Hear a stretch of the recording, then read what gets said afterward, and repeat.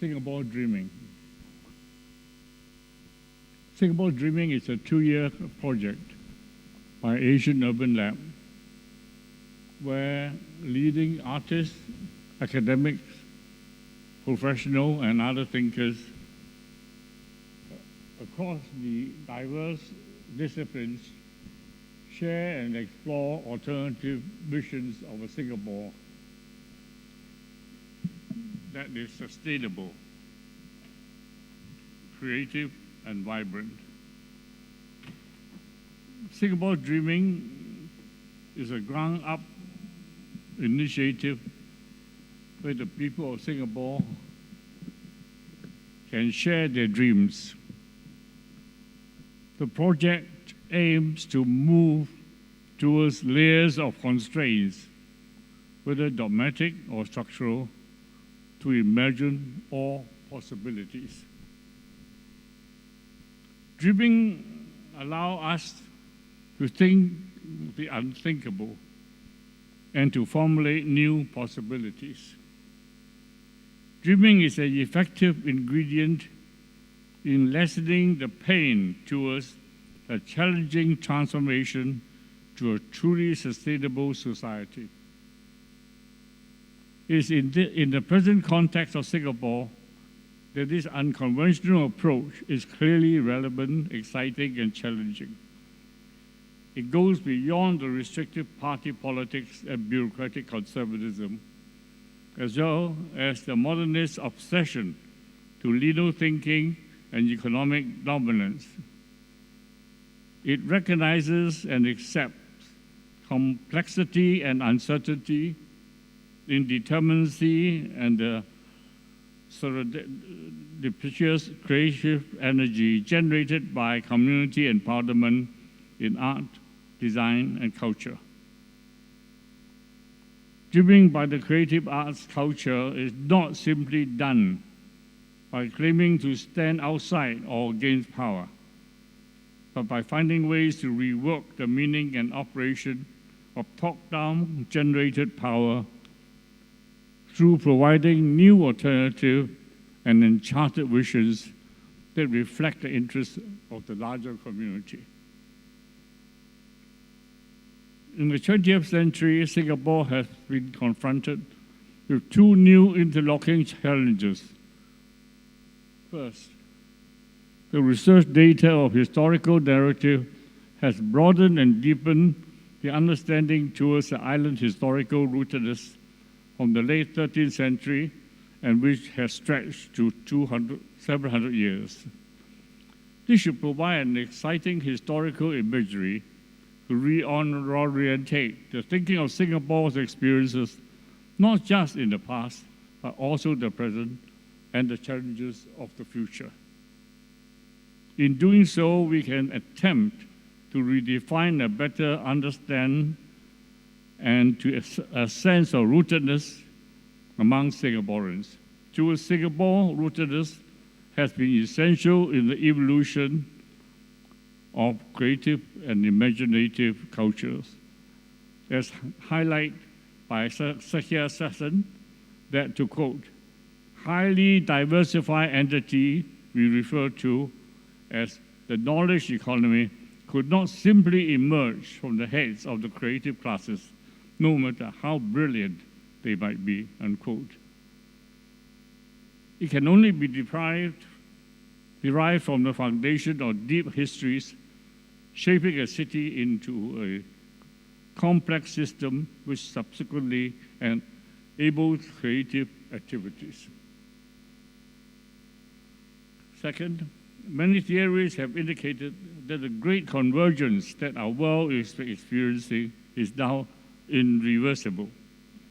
Much has been detailed and discussed in the journey towards the globalization. Yet, we must recognize that other non-West cultures have modernized at different times and in their own way. The concept of multiple modernity is now widely accepted. Major diversions on the fundamental issues is increasingly visible as the Western modernist model must be solely treated as the first among many. and not the only one. Thus, it may be useful to consider, too, the divergence of ways that are utilized en route in achieving the visions of a common globalized world. Each nation, state, or city will have varying methods that are particular and best suited for their own context. In Singapore's case, having a clear discernment of its roots will offer a unique image of what is coming in the future. The combination of rootedness and divergence will enhance and enrich the exercise of Singapore dreaming. Let me share with you all some of my random dreams of Singapore. Dream the impossible. The 21st century is a challenge to our imagination. To dream what is seemingly impossible is a fundamental reorienting of politics and an acceptance of critical alternative voices as essential instruments for pivotal change. Global sustainability is only possible when wealthy countries, driven by the power agencies of the dominant neoliberal modernity, abandon or are forced to abandon their obsession for economic growth.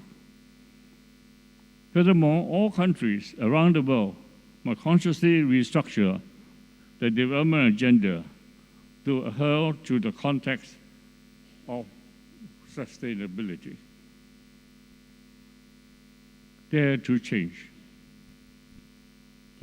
The scale, speed, and scope of technical managerial methodologies have changed dramatically in the last few decades. The impending climate crisis and urgency for global sustainability require complex and multiple intervention in order to confront increasingly new form of chaos, as well as a state indeterminacy and uncertainty. Clearly, chaotic changes to the present mindset and social environmental order are unavoidable. For example, one cannot claim to have a truly sustainable city, yet still restore a privilege to car-based mobility simultaneously. The dominance of neoliberalism. In the last few decades, the world is experiencing an aggressive neoliberalism dominated modernity, with unprecedented wealth concentration of the rich. Income gaps have widened, and they have severely damaged the aspiration of the rest, being particularly painful for the poor. Corrective measures are now introduced in many non-West countries.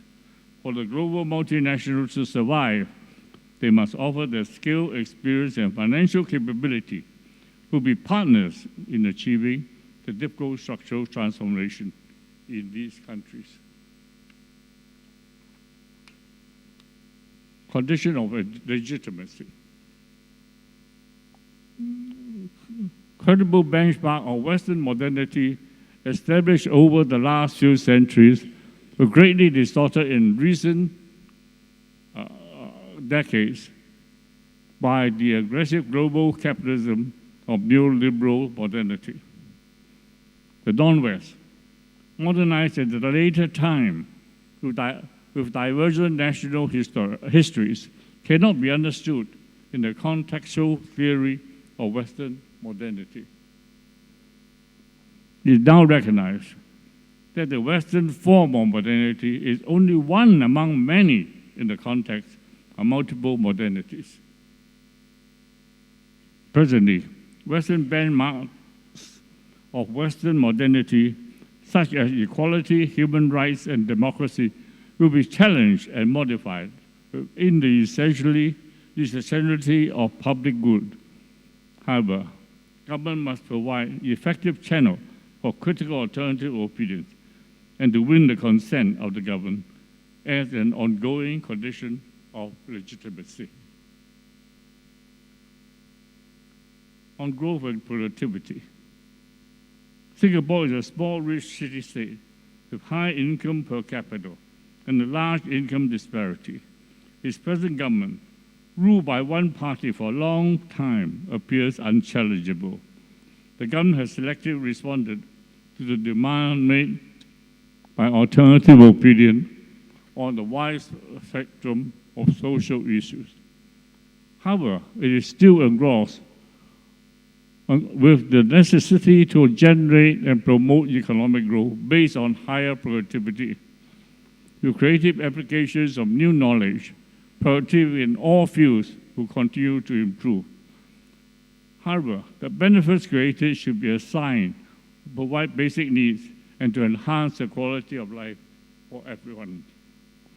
These can come in the form of shorter working hours, more leisure time for families and friends, as well as supporting creative individuals and their community-oriented occupations. Importance of the informal. Unregulated, chaotic, and flexible informal activities are no longer old ideas to be discarded. Rather, they have become an integral element of vibrant urban modernity. Some examples include the hawker centers in Singapore and the night market in Taipei. These cases strongly reflect the respective cultural and local rootedness of their cities. A mindset of burying tradition and modernity, or assumed backwardness and progress, must be adapted and accepted in order to maintain our historical memories and to transform much of the leftover urban spaces on as simultaneous cultural, social, and community resources. On population stabilization, the global trends and the negative response of Singaporeans over excessive immigration, there is now a clear sign that the government's white paper population projections will need to be revised. In the process, it is necessary to adjust much of the planned infrastructure and build expansion. Furthermore, in line with the rapidly reduced rate of population growth in the Asian region, Singapore population should be stabilized sometime in the middle of 21st century, possibly at about 6.9 million. Most of the required infrastructure and buildings during that time would have already been completed, and we must now increasingly turn our attention to preserve and upgrade what we have already accumulated. Expanded history.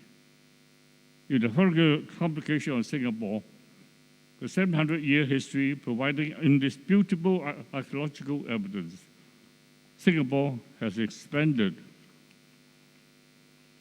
its complex and rich history, the 14th century, and linked to a surrounding region years before the Raffusian narrative of 1819. This historical finding enables the city-state to respond possibly to a new global rebalance, as well as to redefine and anchor her international orientation in the complex Asian context. In the process, priority given to language learning and deeper cultural understanding of neighboring countries, together with the long-entrenched multiple network of many Singaporeans, collectively offer a unique advantage towards establishing Singapore as a dynamic and effective center of global connection for in the ASEAN region. Thank you.